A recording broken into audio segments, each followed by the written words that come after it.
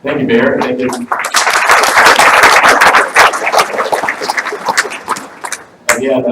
Again, as many of you know, we have done a visioning process that's taken about a year now. So we unveiled it a couple weeks ago at the city council meeting. So now it's time to unveil it to the rest of the city with the opportunity, again, to invite you and to encourage you to get involved in our next step of the process.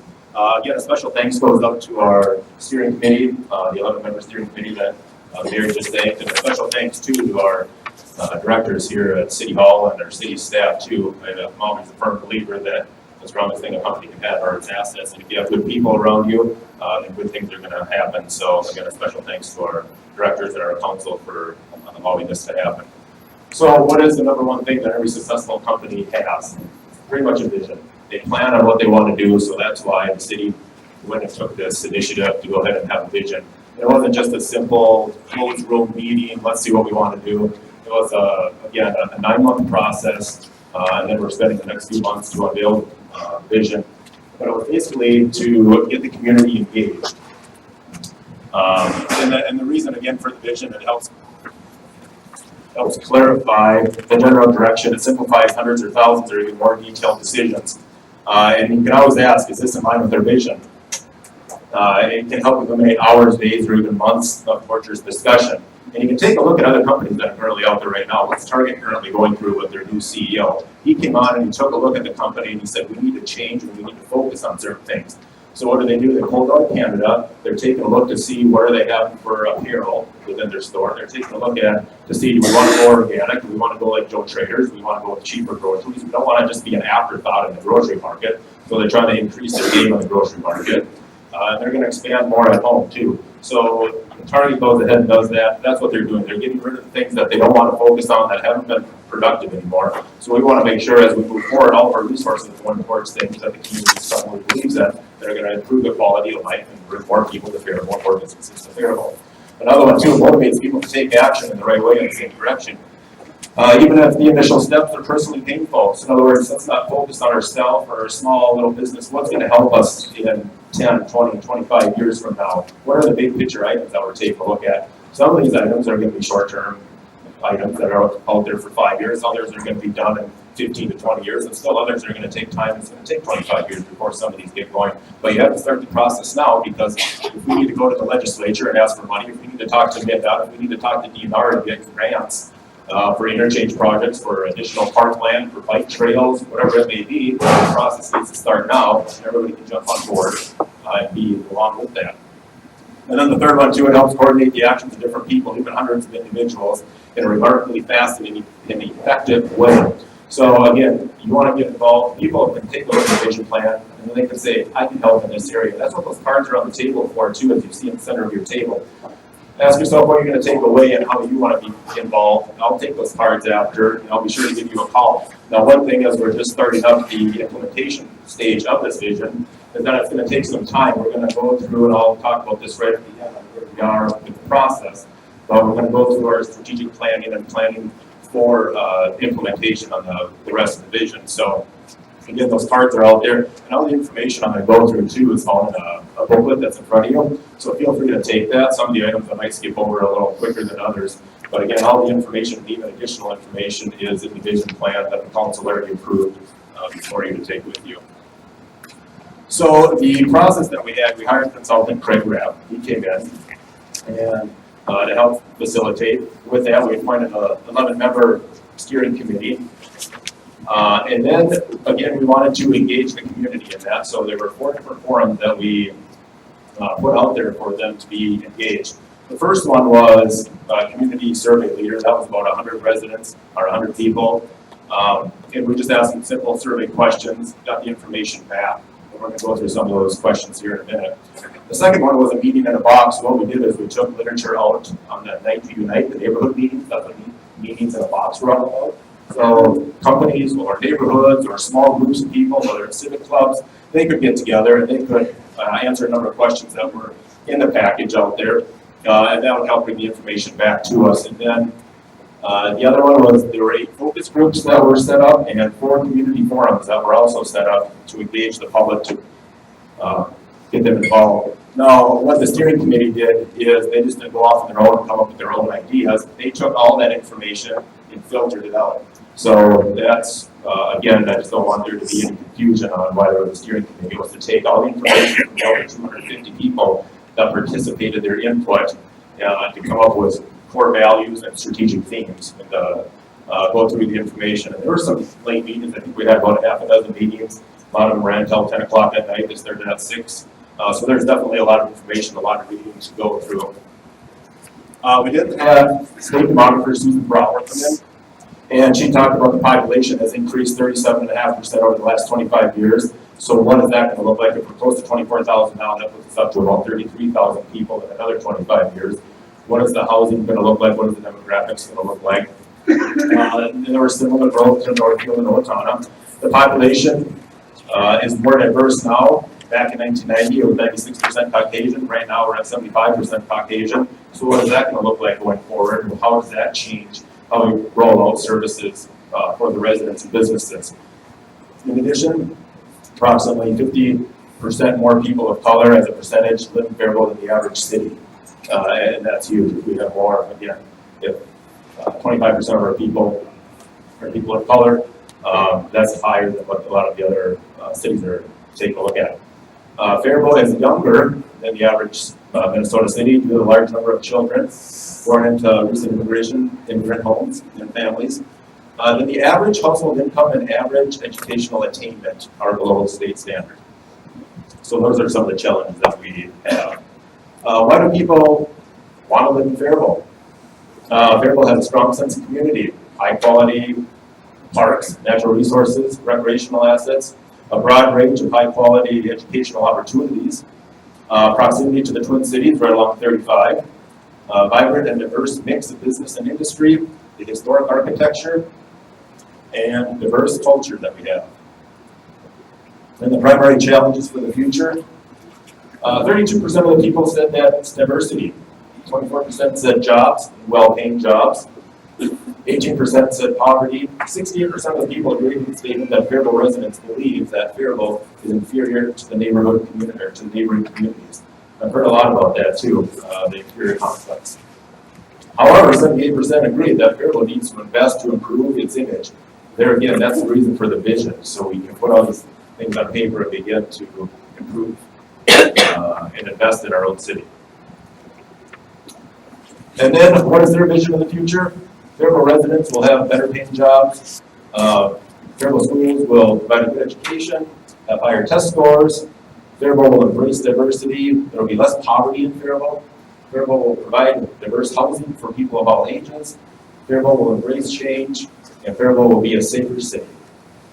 So now with that, they came up with 5, the steering committee, and sifted through the information, they came up with 5 community values. Those values are again located in that pamphlet that's before you. So the first one was a sense of community. That's the feeling.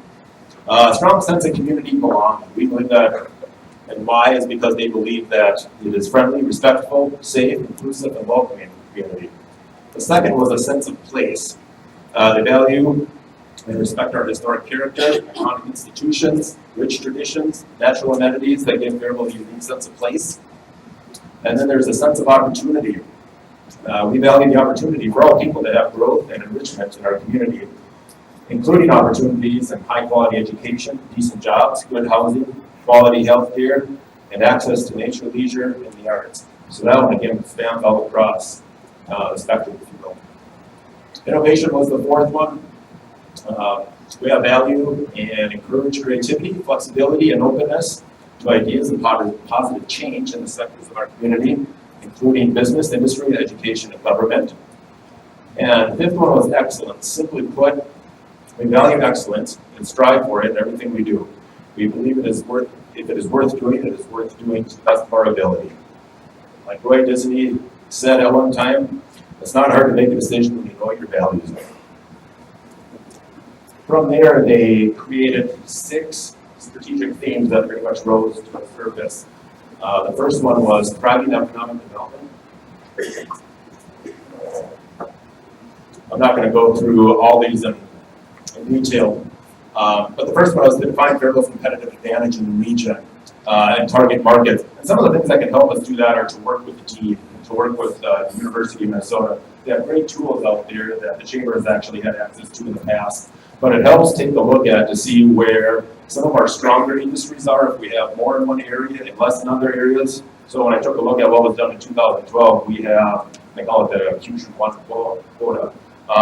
And so it's, if you're over one, basically, so one of those areas were restaurants. So we have a number of restaurants. I think there's like 54 different eateries here in the city of Faribault, if you count them all up. So we want to put assistance towards another one. Well, maybe it depends on where the location is. So we want to take a harder look at that. Some of the other ones are, we have a number of manufacturing jobs here. We're way over on that compared to other cities. So obviously we want more manufacturing jobs, but we want good quality manufacturing jobs at the same time too. So, and there were a number, I think close to 20 different industries that were listed on there. So we can actually use factual data to take a look to see where we want to target, where some of our shortfalls are, and where we want to strengthen the community going forward. And the second goal was to develop a comprehensive business initiative package. Again, if there's a business that wants to come to town, or if we're trying to target certain industries, what does our incentive package look like to attract some of those? Maybe it's something as simple, or not simple, but it's something putting together a business park type package, working with other stakeholders in the community to help put together certain packages. I think we have a great relationship with Steel Wasik and other utility companies and other stakeholders within the community to help take a look at that. Third goal was to enhance and expand strategic partnerships in the region. And again, that would be to help with the I-35 corridor, the County Road 9 interchange, and airport expansion. Even take a look too and work with DEED and work with the Mayo Clinic on Destinational Medical Center. What does that look like? If the state is, and this was a year or two ago, but if they're giving $500 million to the Mayo campus, if you will, to expand, which is great for the whole state and the region, what can we do to capitalize on that here in the city of Faribault? Because not everybody that works for the Mayo lives down in Rochester. They're scattered all throughout southern Minnesota. So there are things that we can do not only to get some of those people that live and work there, but are there spin-off companies, things that we can do to entice some of those companies to actually relocate here. Again, we're on the 35 corridor. It's as the sign says over there, we're 50 miles away, so we're not, across the state. It's pretty short when you take a look at it. Goal 4 then would be to develop a comprehensive plan. And again, that's to take a look at our land use planning to make sure that that supports everything that we have as a vision. And cities usually do that every 10 to 12 years, so it's time that we go ahead and do that. One strategic move that the council made was to go ahead and do that after we get done with the vision, so we don't go and put the cart before the horse, if you will, too, is to make sure that their community or our comp plan actually makes sense and supports the vision. And again, that can, are certain areas set up right for housing and business and industry. The second one was excellent schools and high quality education. That was one that came up continually. And strengthen and celebrate a variety of respected high quality and specialized education opportunities that exist at all levels of the community's education system. Schools coordinated long-term planning with cities, infrastructure plans and process. That's one thing I think the city has. Take a look at our school leaders here today too. We have a great relationship with Shattuck-Saint area, South Central College, and ISD too, and Brad Harper's here as well. He just took off. So anyways, we have a great relationship. I know one thing that Dr. Park was taking a look at too is we work even closer together, all of us on the same page, or help each other take a look at some of these goals that we have and how can we help each other. So I'm excited about that. Recognize and support a strong link between education, between excellence in education, economy, and equality of life. Promote excellence in the school athletic programs that we have, and we have a number of them here. And I think the city can help promote those as well. Collaborate to address hunger, poverty, inadequate housing, and other factors that affect learning. Now, that's a big undertaking, but instead of letting it grow, what can we do as a community to try to bring those down so kids don't go to school hungry and worry about things that are affecting their learning? And I know that's an issue here. And then promote and develop possibly a sport complex. What does that look like? Where would that be put? Who would be involved in that? I know that's been talked a lot about, but maybe it's time to start sketching a business model on paper. Maybe it's not going to be done next year. Maybe it'll be a ways out, but if we can put something in the capital improvement program, whether it's for the school or for the city, what does that business model look like? We have to consider planning it now to make sure that the resources are available in the future. Third one came up there was pride in the community. Again, some of the things that I think the goal was to enhance, maintain public property throughout the community. And again, real quick, it was to enhance the gateway corridors, to provide attractive gateways, wayfinding, and directional signage. So as you drive on 35, we really don't have any signage that says, welcome to the city of Faribault. You don't know exactly when you kind of came in or left the city. So that's maybe one thing that we can do that would improve the pride of the community. Another one too, as you're going over on 60, as you're crossing over, I know we're going to be working with MnDOT in 2019 for part of the 60 project leading into the downtown. But is there more that we want to do to help draw people into the downtown or into the community? So even if they look over the bridge, how many times you either cross the Hastings Bridge or went into another city, and you'll kind of look down and you say, wow, they have lights, they have banners, they have this, they have that, they have a lot of people parking. Are there things that we can do to draw people off the interstate to help all with that? And then once they are off the interstate too, we have directional signage, we have wayfinding signage so people can find their way around and find all of our great iconic institutions that we have. And then to promote and celebrate people, places, and events that are unique to the community and make us proud. Identify and promote, again, businesses, institutions, and cultures. Explore a sport complex, there it is again, to attract state, national athletics. Believe it or not, we do get a number of, and you can ask our park director, Paul Mansky, about that, but we do get a number of softball tournaments, baseball tournaments, and a lot of people coming to the city. So is there a way we can capitalize on that and maybe to make it bigger than what it is? Public safety, I know the mayor talked about this, continue to exceed community's expectations in public safety. Number two, to make the community a safer place. And again, we want to take a look at and we just showed you some of the numbers for 2014, but to make it even 10% better than what it is by 2030, even 20% better than what it is by 2040. There's a lot of room for improvement, and I know our police department is doing a great job of being proactive out there, and that's where we're putting a lot of our resources. So we're not just simply responding to phone calls, but when you have the drug task force and you have crime-free multi-housing out there, you're calling people out and saying, you're doing things wrong, either you do it right or you're going to lose your privilege to rent or own or do business here in the city. We have the ability to do a lot of that, so maybe they need to go find somewhere else if that's what they want to do, if they're taxing our police department and not making the neighborhoods very nice. So I applaud the police department and Chief Bullen on that. Same with our drug task force that we have, being very proactive out there again too. Maintain public safety infrastructure needs. That would be either a parking ramp or a second fire station somewhere down the line. And then to address our mental health concerns, and working with people within the community. And that's more maybe of a southern Minnesota thing, but it's to get people to the table to start talking about the mental health concerns that we have. You read about some of that recently in the paper too, so it's not just here, it's throughout the whole state, and how we can, again, have better services locally to address those concerns that we have. And the fourth one is another one that we talked about already, to establish anchor businesses in the downtown. We already are talking with a couple of people, or a couple of businesses, I should say, on that. Some stakeholders that are interested in helping kind of revitalize downtown or give it more life, bring more people down there, having more daytime traffic so you can help support some of the businesses that are currently down there right now too. So we're putting plans together for that. And then to enhance the appearance of the downtown buildings and streetscapes. Again, to enforce building codes, we currently enforce it, but maybe when you were out there last year, you did see a lot of people got letters saying, your building could use a paint job, you have stucco falling off, your windows could use some sort of work too. So in the fall of the year, you did see a lot of people actually with a paintbrush in hand painted their buildings that they did own. So we're going to keep on top of that. We're also providing incentives, so people that want to do tuck pointing or that want to do a little bit higher end other than a coat of paint, and we want to keep the historic character of our downtown, we need to provide incentives for that because that can be costly. However, the community as a whole could see some benefit to that. And then to enhance the existing streetscapes, maybe again through wayfinding signage, bring back the benches in the downtown, or the lights that we could put around the trees to improve the appearance of that, along with other related features. What are some other downtowns have that you like? I mean, we're open to ideas to improve the downtown. Number three would be to establish the market rate and high-end residential. and work with the HRA and achieve market rate housing in the downtown. That can be done through a number of different ways too. I know we're working on a downtown museum project right now.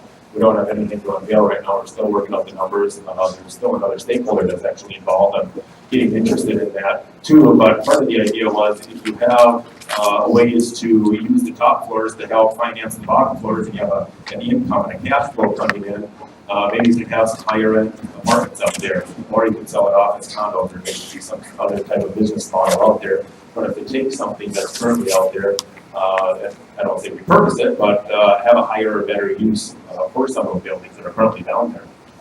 To create a museum in the downtown area, again, we have some stakeholders currently interested in that the city's talking to. This is where the city would pony up and work with stakeholders to try to improve and invest in the downtown area. Again, 78% of the people said, that we'd like to see the city get active, get involved, and invest. So that doesn't mean for a lot of these projects that you can read about in here too, some of the details that the city has to invest, and they're the only ones coming to the table with money. It's about partnerships, collaboration, bringing ideas and seeing how we can make things happen together. And the fourth one is to create, strengthen public places and plazas in the downtown. That'll probably be coming up with more of a plan again. We don't have a lot of green space in the downtown, but maybe there could be some additional green space that could be created in the downtown area. Or maybe there's a parking issue in certain areas of the downtown that need to be addressed. Or we have over by the, what used to be Boston's Mill City, and on the north side of town, or north side of the downtown area too, we have a public works sect. We're taking a look at, some of that is title work that's being cleaned up right now too. But we're taking a look at that to see what would a park look like there, so you can actually have a canoe access, walk a canoe down into the water, or you can have maybe a patio area overlooking the park, a trail that connects to the other areas. So we're taking a look at that as well too, to enhance the downtown. So when people are down there, they can jump on a trail or go enjoy, maybe they grab a cup of coffee and go and enjoy sitting outside too and watch the river. Last one would be to access to nature, leisure, and the arts to enhance the public facilities to strengthen the community's access. And again, we're taking a look right now to expand the community center that's down there. We're working with the senior center, be able to utilize some of their space that they're with their addition that they're putting on. And then again, what would an addition look like too if we were to add another gym? Obviously, people are still coming. We still have a lot of people living within the city, running out of gym space, if you will. So we want to expand the community center. Again, turn the old public works site into a park, expand. For the youth, we were talking about at the city council level a little bit. There was a report that was generated, say, a little over a year ago. Do we want to do another big slide at the aquatic center? Or do we want to take, I put up there as a grand slam type of thing. Do we want to do something maybe that's indoors, like the grand slam up in Burnsville? Do we want to entice a private business owner to want to come here? And what they have laser tag, go-karts, putt-putt golf, everything under one roof. Are there things that the youth would like to see here that would, again, keep their interest?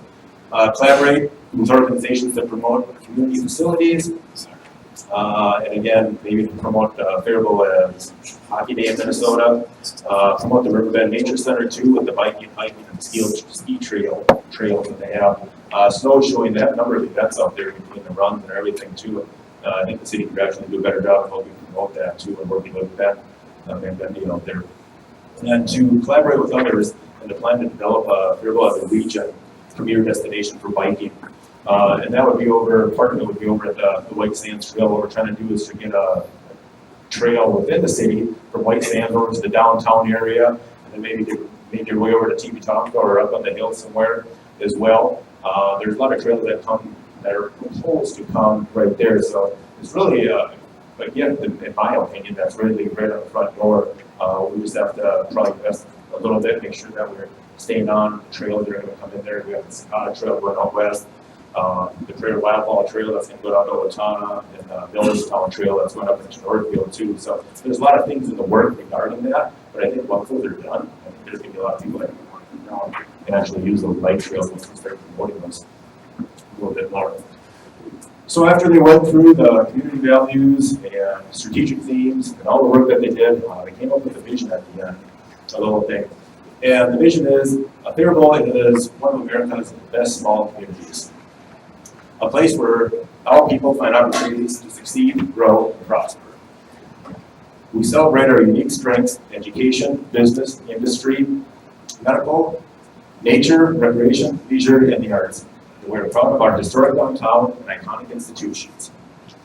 As a community, we embrace the future and plan for positive change through our commitment to innovation and excellence, making Faribault an outstanding place to live, work, grow, invest, and visit.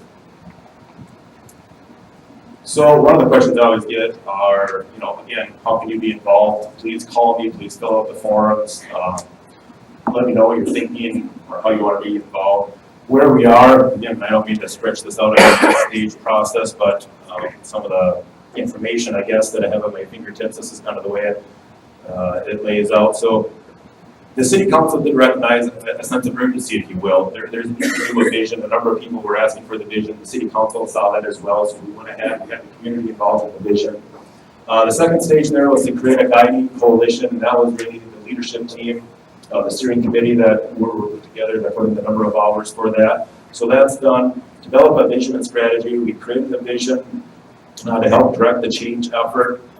And then now we are at the stage where we are creating the staff is going to go back. We're going to find how much some of these items are going to cost. So we're creating the strategies, the planning, and the budgeting that's going to go into this so we can stagger some of these events. Obviously, there's money involved, partnerships that need to be not only established, but talk with stakeholders and stuff on some of the items. And again, too, the other item, we're currently communicating with getting the vision out there. We did it on FCTV, we're doing it on the radio, we did it at the city council meeting, we're doing it at venues like this, have it on our webpage. So we're going to continue to take a look at the vision, see how we can improve the vision, and move forward about continually getting out the message of the vision. The next one is empowering broad-based action. Again, it's to get people like you involved, your citizens organizations, other stakeholders. Generate the short-term wins. Again, there's short-term wins that are within the vision.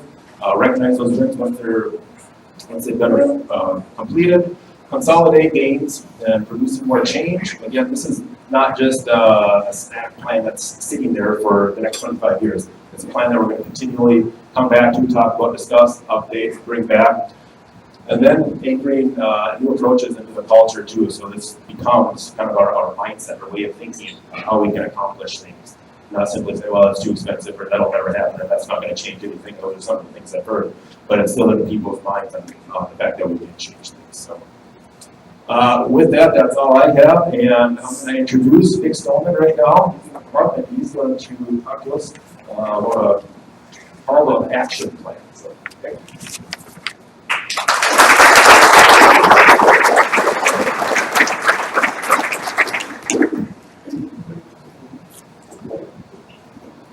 Wow, that's a lot of information. Thank you, Brian. Thank you, Marty Dinsky, for giving me the chance to speak today. This is truly an honor. And I promise not to be too long. As part of my job, I do a lot of traveling all across this country and across the globe. And when I do that, I oftentimes am in conversation with people about where do you live. They hear Minnesota, they all go, could you imagine? Oh my gosh, it's so cold there, I have no routine. And then I tell them about the place where I live, and I get kind of boastful. I have a great pride. I mean, when you talk about your town, it really forces you to think about how you feel about it. And I find time and again, I refer to Faribault as the center of the universe. I haven't had a lot of people buy into that yet, but I still do it.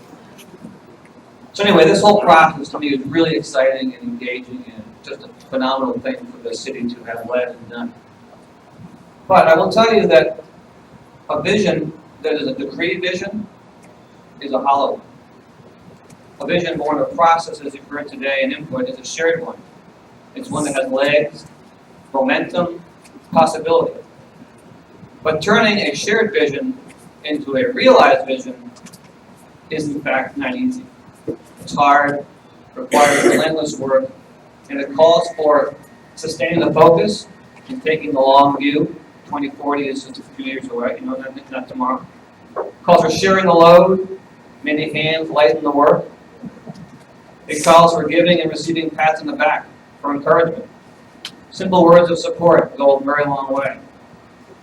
It calls for revisiting the goals to continually remind why we are doing what we are doing. It calls for being resilient when facing setbacks, because we know they will come, right? We're not naive. It calls for fostering enduring commitment born from a desire to achieve a greater good. It calls for being a sense of a group, part of a group, of belonging, and therefore truly caring. And finally, it calls for thinking beyond self and knowing that a rising tide lifts all boats. So while we know we have challenges that we'll face, let's step back for a minute and reflect on what this shared vision can mean for our community by taking a little bit of a walk through time. Imagine a 10-year-old boy in our community today. He will rise through the middle school. Along the way, he may play in the band or join one of our youth teams, become a Boy Scout, or be an acolyte in his church. He will attend our city's high school and reap all the benefits it has to offer. He will discover River Bend, visit our currently in the works downtown museum. He'll work at various jobs in the community, maybe at the golf courses, maybe restaurant, or perhaps do some landscaping or bag groceries. He will go on to college, possibly spending 2 years at South Central and on to a bachelor's degree, or maybe straight onto a 4-year program. Then he'll graduate. It will be 2027. 13 years shy of our 2040 vision end date. I did that math all by myself. What will his city be like? Will he be compelled to return? Will there be work? Will there be vitality? Will he see it as a place to call home and to eventually settle down and raise a family? As we think about our community vision, try to do so with a keen eye toward our youngsters. It is for them and their peers, and those who are not even born yet. Too often we lose sight of the fact that our young people do grow up, and it is their voices that we'll need to hear, foster, and cherish. So how will our vision come to life? I have a job that exists only because of a collection of visionaries who got together in the late 1800s and imagined what could be and what could emerge from some woods up on a knoll just outside of town. Sometimes when I drive through the arch and look at the row of historic structures before me, I pause and reflect on who these people were. An amalgam of architects, philanthropists, school and church leaders, and what lessons I can learn from their efforts and the results those efforts produced. In our city, we have a similar dynamic. We are blessed with a great mix of leadership across the many walks of community life.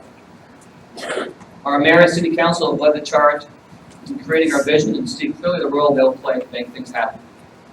Our city administrator is excited, as you've just seen, that we now have a blueprint to guide his work. Our chief of police, who we've heard a lot about this morning or this afternoon, has an intense pride for the city and a commitment to have law enforcement play its role alongside our fire chief in keeping our city safe as we move our vision forward. Our chamber continues to have deeply committed and gifted stewardship under its executive director. Our school board and dynamic superintendent have great plans and aspirations for our school system. And who knows all that South Central can achieve in even a year under the leadership of its overly awesome president. And while I think it's safe to say that I have not always been cast in the most favorable of spotlights by the Faribault Daily News, I can tell you from personal experience that the Beyond the Yellow Ribbon organization is here and successful today in no small part due to the commitment and thoughtful support the Faribault Daily News gave to Beyond the Yellow Ribbon. The same kind of support we've already seen continue to display to date in the community vision and its emergence, and support I am confident will continue to unfold in the months and years ahead. And of course, there are countless individuals, organizations, and important businesses who have been and will eventually become involved as we move this forward. And as with the reflection I have when I go through the SSM March, we want people years from now to come into our community through Faribault's metaphorical arch from far and wide and say, hey, what's going on in that city? How did they do it? Who were those people who had the courage, the fortitude, the resiliency, the imagination, and the desire to create such a dynamic and enthralling community. We want toddlers and elementary schoolers to believe in their hometown, own it with pride and affection. We are ultimately striving to make a difference in their lives both today and in the future, so that they, in turn, can sustain and even further the community vision. So, let's carry the torch of our future together. Let's do it inclusively. Let's cross borders and boundaries, embrace our neighbors, understand their needs as they understand our own, and then enjoy together the satisfaction that comes when a shared vision becomes realized. We have remarkable potential. We have strong and steady leadership. We have great ideas and aspirations. We have all the attributes needed to paint a masterpiece. Let's collectively be the artists and get the painting started so we can bring life and energy into realizing our multifaceted and truly inclusive community vision 2040. And it is with that realization in mind that I would be remiss if I did not echo Brian's sentiments and ask each of you to take some time, either today, if you've been inspired, or the next few days, to really look at this form and what it asks you to do, to think about what role can you play, what role do you see organizations playing, provide that thought, reflection, input, so we can all come together and make this happen. Thank you very much.